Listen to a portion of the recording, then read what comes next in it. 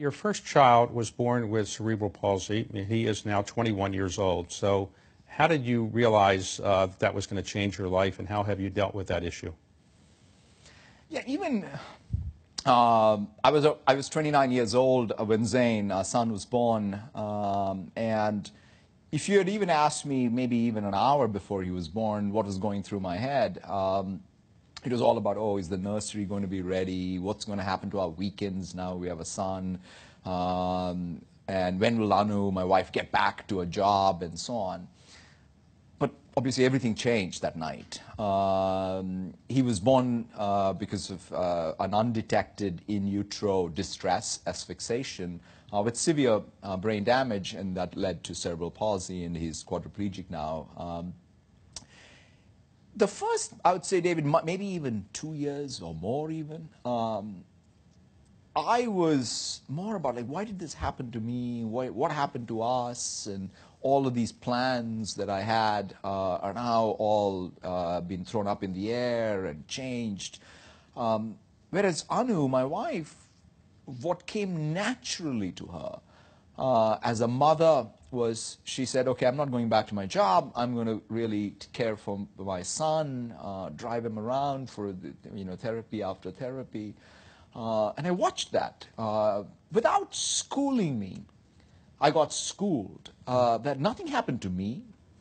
What happened was to my son, and that it was time for me to understand that, realize that, see life through his eyes, and then do my duty as a father.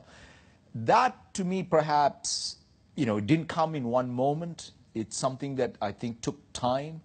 But as I figured it out, it changed me, both as obviously a parent, but also who I am today and how I approach everything. Now, your wife was trained as an architect. That's right. And she's given up doing that for a while. That's right. Now, you have two daughters.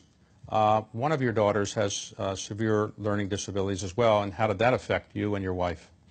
In fact, one of the things that happened because of our son was we built up a tremendous community of people, whether this was the therapists or other parents with, of children with disabilities. And so we were involved in that community. By the time our youngest daughter came into our lives, I must say we had the richness of this community to support us.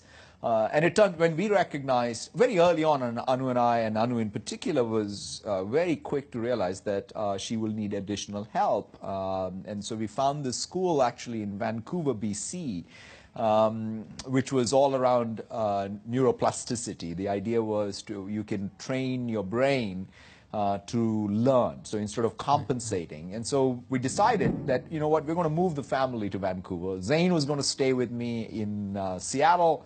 My daughters and my wife were going to live in Vancouver. We were going to commute again over the weekends. But the thing that all, quite honestly, that is where it came all naturally to us, because in some sense Zane had taught us what it takes to give people with disabilities the best shot, and so it's something that we took on. And your son lives with you now. Yes. And one of the qualities that you say you got from all this was empathy, and that the result of having empathy made you a better CEO and a better person. Is that fair?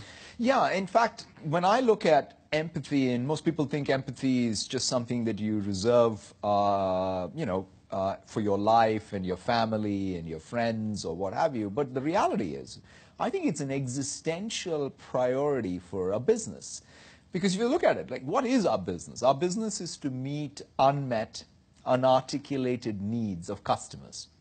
There is no way our innovation to meet unmet, unarticulated needs is going to come about if we don't listen. Not just listen to the words, but don't go deep to understand what the needs are behind it. So I think empathy is core to innovation.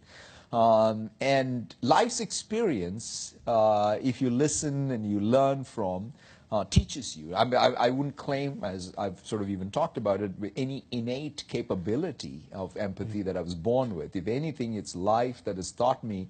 And if anything, my pursuit is every year, is there growing sense of empathy for people around me.